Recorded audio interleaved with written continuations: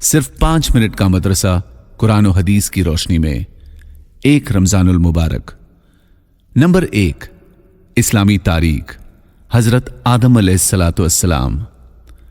हजरत आदम अलैहिस्सलाम वो पहले इंसान हैं जिनसे दुनिया में बसने वाले इंसानों की इब्तिदा हुई है। अल्लाह ताला ने उनका माद्दा तैयार करने से पहले फरिश्तों से फरमाया, अनकरीब मैं मिट्टी से एक मखलूक पैदा करने वाला हूं जिसे जमीन में हमारी खिलाफत का शर्फ हासिल होगा। चनांचे हजरत आदम अलैहिस्सलाम का खमीर मिट्टी से गूंदा गया, फिर अल्लाह ताला ने उसमें रूह फूंक दी तो उसी वक्त वो जिंदा इंसान बन गए। फरिश्तों को उन्हें सजदा करने का हुक्म दिया तो तमाम फरिश्ते अल्लाह ताला के हुक्म की इताअत करते हुए सजदे में गिर गए, मगर शैतान ने अपनी बड़ाई और तकब्बुर की वजह से सजदे से इनकार कर दिया और कहने लगा, मैं उससे बेहतर हूं क्योंकि आपने मुझे आग से पैदा किया और आदम को मिट्टी से पैदा किया है।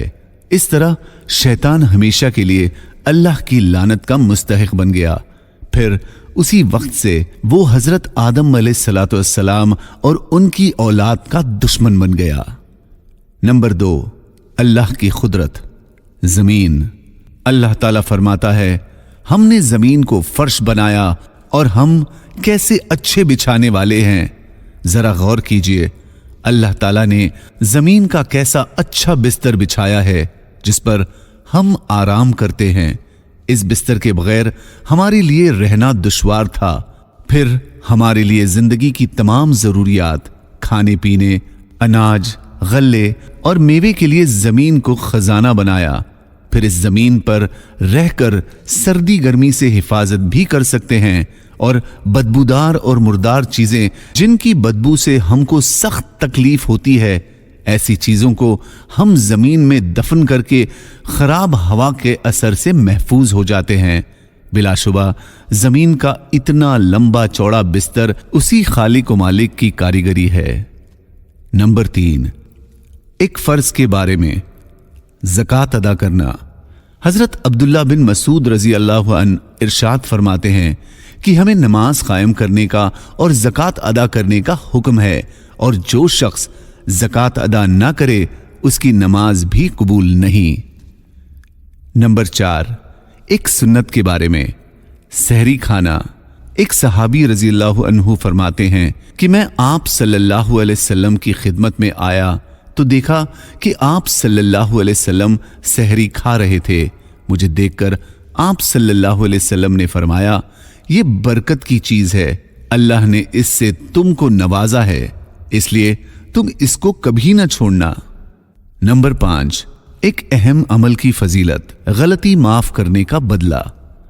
रसूलुल्लाह सल्लल्लाहु अलैहि वसल्लम ने फरमाया, कयामत के दिन एक पुकारने वाला पुकारेगा कि कहां हैं वो लोग जो लोगों की गलतियां माफ कर दिया करते थे।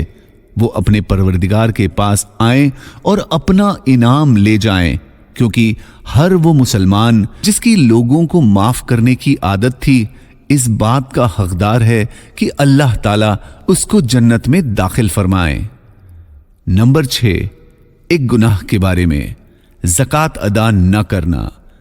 रसूलुल्लाह सल्लल्लाहु अलैहि वसल्लम ने फरमाया, जिस शख्स के पास माल हो और वो उसकी ज़कात अदा ना करता हो तो वो माल कल कयामत के दिन एक ऐसा सांप बना दिया जाएगा जो गंजा होगा और उसकी आंखों पर 2 काले नुक्ते होंगे। फिर वो सांप उसको कयामत के दिन अपने जबड़े से पकड़कर कहेगा कि मैं ही तेरा माल हूं, मैं ही तेरा खजाना हूं। नंबर 7, दुनिया के बारे में।